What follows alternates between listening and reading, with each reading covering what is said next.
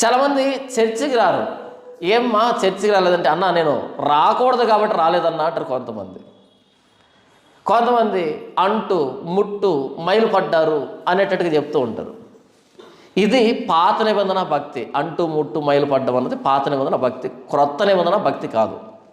ఒక స్త్రీ 12 సంవత్సరాల నుంచి రక్తస్రావ రోగం కలిగి బాధపడుతుంది క్రొత్త నిబంధనలో.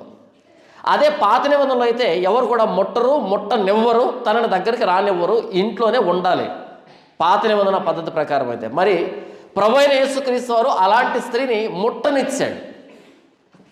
అలా ఆవిడ ముట్టగానే యేసు ప్రభు అపవిత్రుడు కాలే, తాను స్వస్థత నొందింది. కాబట్టి ప్రభువైన యేసుక్రీస్తు వారు అంటు ముట్టుకు సంబంధించిన దేవుడు కాదు. ఆయనకు అంటు ముట్టు అంటవు, ఆయన మైలపడడు.